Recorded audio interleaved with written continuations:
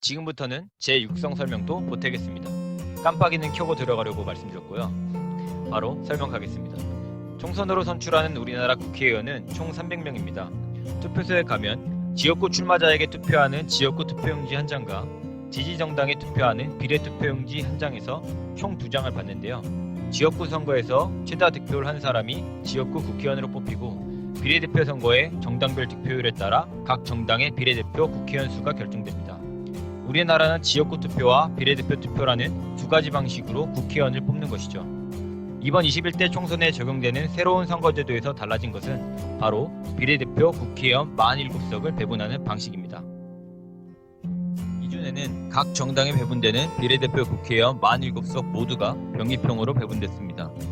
병의평 배분이 뭐냐면 쉽게 말해 비례대표 국회의원 47석을 각 정당의 득표율대로 배분하는 것입니다. 근데 이 배분의 대상은 의석할당 정당으로 제한됩니다. 저처럼 이 단어가 생소한 분이 꽤 있으실 것 같은데 간단히 말해 비례대표 국회의원 자리를 배분받기 위한 기준을 충족한 정당이라고 할 수 있습니다. 감 잡는 직접 해보는 게 최고죠. 예시를 통해 병의평 배분법을 살펴보겠습니다. 예전 방식이라면서 뭘 예시까지 보나 싶은 생각이 드실 수도 있는데 바뀐 선거제도에서도 비례대표 국회의원 17석은 병의평으로 배분되기 때문에 잠깐 보도록 하겠습니다. 보시는 것처럼 모든 정당이 비례대표 선거에서 3% 이상의 득표를 기록해서 A, B, C, D 4정당 모두 의석할당 정당, 다시 말해 비례대표 국회의원이 배분되는 정당입니다. 각 당의 병의평 배분법을 적용해보면 먼저 A당은 비례대표 선거에서 40%의 득표율을 얻었으므로 전체 비례대표 의석인 47에 0.4를 곱합니다. 18.8이라는 애매한 숫자가 나오는데 일단 두고 넘어갑니다. 나머지 당도 같은 방식으로 값을 구해줍니다. 값을 구한 후에는 먼저 각 계산값의 정수 부분만큼 비례대표 국회의원 의석을 해당 정당에 배분하고 만약 이 배분 후에도 남는 의석이 있다면 계산값의 소수점 부분이 큰 정당부터 한 석씩 추가로 배분합니다. 이 원칙을 적용하면 일단 A당의 18석, B당의 14석, C당의 4석, D당의 9석 해서 총 45석이 배분되고 남은 2석은 소수점 이하 부분이 가장 큰 A당과 두 번째로 큰 C당에 각각 한 석씩 차례대로 배분됩니다. 그 결과 A당은 처음에 배분받은 18석에 한 석을 추가로 받아 총 19석의 비례대표 국회의원 의석을 확보하게 되고 C당은 처음에 배분받은 4석에 한 석을 추가로 받아 총 5석의 비례대표 국회의원 의석을 차지하게 되는 거죠. 그럼 바뀐 방식은 무엇이냐? 앞에서 말했듯이 비례대표 의석을 배분하는 방식이 바뀐 건데 전부 병의평으로 배분되던 비례대표 의석 47석 가운데 30석을 준연동형 방식으로 배분하게 됐습니다. 헷갈릴 수 있으니 한 번 더 되뇌고 가겠습니다. 비례대표 의석은 총 47석인데 이번 선거에서는 총 47석 중 30석은 준연동형으로 나머지 17석은 병의평으로 배분한다. 지금부터 준연동형 방식을 살펴보는 것이니 이어진 설명은 비례대표 30석을 배분하는 방식에 관한 것이다. 자, 계속 설명을 이어가면 연동형 방식의 핵심은 비례대표 국회의원 자리를 각 정당에게 배분할 때 각 정당의 비례대표 득표율과 더불어 지역구 당선인 수도 반영한다는 것입니다. 처음 보면 머리가 띵해지는 준연동형 배분 계산법도 천천히 보면 이 원리를 구현한 식일 뿐입니다. 일단 이 부분은 모든 국회의원 의석을 각 정당의 비례대표 득표율대로 배분하는 경우를 식으로 표현한 것입니다. 좀 더 정확히 말하면 어떤 정당이 비례대표 국회의원으로 배분할 수 있는 전체 의석수에서 정당의 득표율만큼 비례대표 국회의원 의석수를 가져가는 경우를 식으로 표현한 거죠. 여기에 이 정당의 지역구 국회의원 당선인 수를 뺨으로써 이 정당의 비례대표 국회의원 수와 지역구 국회의원 수를 연동시키는 것입니다. 쉽게 말해 정당 득표율을 보니 어떤 정당이 이만큼의 국회의원 의석수를 배분받아야 되는데 1등만 당선되는 지역구 선거로 인해 자기 목보다 국회의원 의석수를 더 많이 또는 더 적게 배분받는 상황이 발생하니까 비례대표 국회의원 의석을 배분할 때 이미 확보한 지역구 국회의원 의석수를 고려하겠다는 말입니다. 즉, 정당 득표율에 비해 지역구 국회의원 당선인 수가 많으면 비례대표 국회의원으로 배분받는 의석수가 줄어들고 정당 득표율에 비해 지역구 국회의원 당선인 수가 적으면 비례대표 국회의원으로 배분받는 의석수가 늘어나도록 식을 설계한 거죠. 그리고 지역구 국회의원 의석수를 고려해서 비례대표 국회의원 의석수를 더 배분하거나 덜 배분하는 정도를 50%로 정했기 때문에 그냥 연동형이 아니라 준연동형 배분 방식이라는 이름이 붙게 된 거고요. 질문이 불여일견이니 준연동형 배분법도 예시로 익혀보겠습니다. 미디엄으로 익힐 테니 편하게 드시면 됩니다. A당과 D당의 연동 배분 의석수만 직접 구해볼게요. 먼저 비례대표 비율에 비해 지역구 당선인 수가 많은 A당의 연동배분 의석수를 구해보면 국회의원 총 의석수 300석에서 의석 할당 정당에 속하지 않은 지역구 국회의원 당선인, 여기서는 무소속 지역구 당선인만 해당되네요. 이들의 숫자를 뺀 후에 A당의 비례대표 비율인 0.4를 곱하고 A당의 지역구 당선인 수 100을 뺀 다음에 2로 나눠줍니다.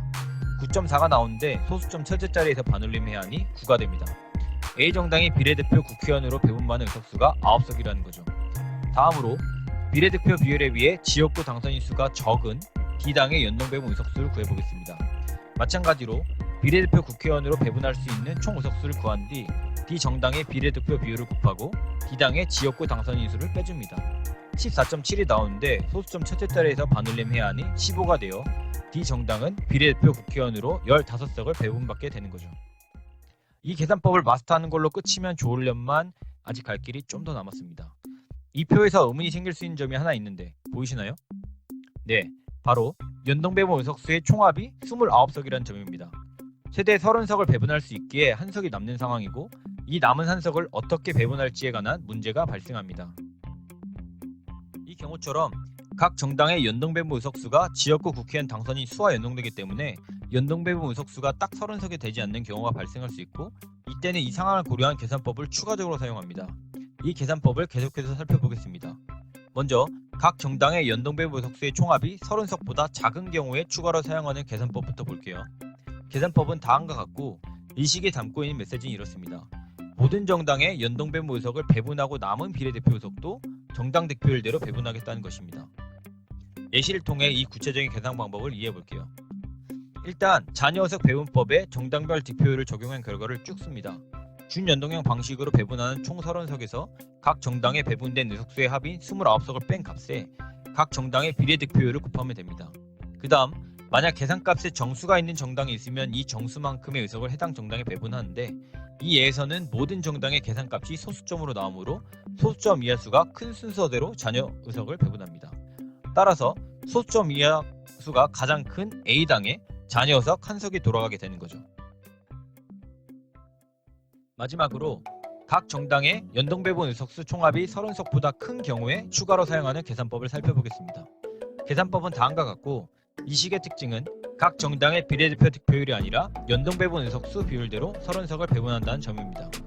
절대평가로 성적을 주려고 했더니 A를 받는 학생이 너무 많아져서 상대평가로 성적을 주게 된 경우와 비슷하다고 할 수 있죠. 이번에도 예시를 통해 이 구체적인 계산법을 적용해 보겠습니다. 우선 각 정당의 조정 의석수를 계산합니다. 보시다시피 각 정당의 연동배분 의석수를 합친 값이 43이므로 원래는 연동배분 의석수로 13석을 배분받아야 하는 A당의 조정 의석수는 30에 43분의 13을 곱해서 나온 9.0697 뭐시기인데 소수점 넷째 자리까지만 쓰겠습니다. 같은 방식으로 나머지 정당의 조정 의석수를 구해보면 B당은 8.3710, C당은 5.5813, D당은 6.9767입니다. 일단 계산값의 정수분만큼 각 정당의 의석을 배분하고 지금처럼 의석이 남은 경우에는 소수점 이하 수가 큰 정당부터 한 석씩 차례대로 배분합니다. 따라서 여기서는 계산값의 정수분만큼 각 당에 배분하고 남은 두 석을 소수점 이하 수가 가장 큰 D당과 두 번째로 큰 C당에 각각 추가로 배분하는 거죠. 이게 끝입니다. 천천히 보니까 무슨 말인지 감이 좀 오시죠? 자, 마지막으로 최종 정리 빠르게 한번 가겠습니다. 우리나라의 국회의원은 총 300명인데 이 중 253명은 지역구 선거를 통해 선출하고 47명은 비례대표 선거를 통해 선출한다. 지역구 당선인은 기존 방식처럼 최다 득표로 선출하지만 이번 선거에서 비례대표 국회의원 47석을 배분하는 방식이 달라졌다. 이전에는 비례대표 국회의원 47석 모두를 병립형 방식으로 배분했는데 이번 21대 총선에서는 30석은 준연동형 방식으로 17석은 기존의 병립형 방식으로 배분한다. 병립형 배분 방식은 비례대표 득표율에 따라 비례대표 국회의원 의석을 각 정당에 배분하는 방식이고 이번 21대 총선에 도입된 준연동형 배분 방식은 각 정당의 비례대표 득표율과 더불어 지역구 국회의원 당선인 수도 고려하여 비례대표 의석을 각 정당에 배분하는 방식이다. 또 각 정당의 준연동형 배분 방식으로 받은 의석수의 총합이 30석으로 딱 맞아떨어지지 않을 때는 각각의 경우에 적용하는 계산법을 추가로 사용하여 각 정당에 배분하는 비례대표 국회의원 수를 결정한다. 복습까지 끝! 그렇다면 왜 선거제도를 바꾼 것이고 준연동형 방식이라는 새로운 비례대표 배분 방식의 잠재력은 무엇일까요? 공직선거법 일부 개정 법률안을 보면 국회 의석 배분에 있어 국민 의사를 왜곡 없이 반영하고 다양한 정당의 의회 진출을 촉진하기 위해 선거법 개정을 제안한다고 적혀 있습니다. 좀 더 풀어 말하면 기존에는 지역구 국회의원 선거에서 최다 득표를 기록한 단 한 사람만 지역구 국회의원으로 선출되다 보니 다른 후보자를 지지한 시민들의 의사는 지역구 국회의원 의석 배분에 전혀 반영이 되지 않는 문제가 있었습니다. 이 문제를 보완하기 위해 지지 정당에 투표하는 비례대표 선거를 같이 실시하여 비례대표 국회의원 의석을 각 정당에 배분했지만 지역구 의석은 253석이나 되고 비례대표 의석은 47석밖에 되지 않아 국회의원 의석 배분과 민심의 괴리는 여전히 상당했죠. 준연동형제는 국회의원 의석 배분과 민심의 괴리를 좀 더 좁히기 위한 시도인 것입니다. 비록 정당 득표율에 따라 의석이 배분되는 비례대표 국회의원 의석수는 47석 그대로지만 이 중 30석을 배분할 때 정당 득표율과 더불어 지역구 국회의원 당선인도 함께 고려함으로써 지역구 선거에서 반영되지 못한 민심이 비례대표 국회의원 의석을 배분할 때라도 일부 반영되도록 한 것이죠. 그 결과 더불어민주당, 미래통합당과 같은 거대 양당에 치여 지역구 국회의원 의석을 별로 얻지 못하는 소수 정당이 비례대표 국회의원 의석 배분에서는 이전보다 의석을 많이 배분받을 가능성도 생겼고요. 예를 통해 바뀐 선거제도의 잠재력을 살펴보겠습니다. 병입형 방식으로 비례대표 국회의원 의석이 배분되던 과거 선거제도에서 C와 D당의 지지율은 1% 차이밖에 나지 않지만 의석수는 51석이나 차이가 납니다. 가장 큰 이유는 D당과 달리 C당이 정당 득표율에 비해 지역구 당선자를 많이 배출했기 때문이지만 또 다른 이유는 비례대표 국회의원 의석을 배분하는 병립형 배분 방식이 지역구 당선인 수와 정당 득표율 사이의 괴리를 전혀 줄이지 못하기 때문입니다. 반면 병립형 방식과 준연동형 방식으로 비례대표 국회의원 의석이 배분되는 현재 선거제도에서는 C당과 D당의 의석수 차이가 상당히 좁혀집니다. 준연동형 방식으로 30석의 비례대표 국회의원 의석을 배분할 때 정당 득표율과 더불어 지역구 당선인 수도 함께 고려하기 때문이죠. 정당 득표율에 비해 지역구 당선인을 많이 확보한 C당에게 배분되는 비례대표 국회의원 의석은 줄어들고 정당 득표율에 비해 지역구 국회의원 당선인을 적게 배출한 D당에게 배분되는 비례대표 국회의원 의석수는 늘어나게 됩니다. 마찬가지로 정당 득표율에 비해 국회의원 의석수가 많았던 A, B당은 의석수가 줄어들고 정당 득표율에 비해 국회의원 의석수가 적었던 E당은 의석수가 늘어나는 것을 확인할 수 있습니다.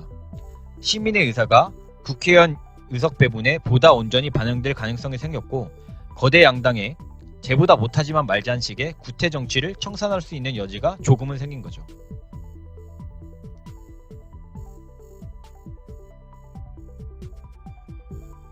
비례대표 투표는 물론 지역구 투표를 통해서도 비례대표 국회의원 의석 배분에 영향을 미칠 수 있다는 점을 명심하며 신중히 투표해보자고요. 끝까지 들어주셔서 감사합니다. 꿀정보 공유하고 이만 마치겠습니다. 구독과 좋아요 아시죠? 모두 빠이.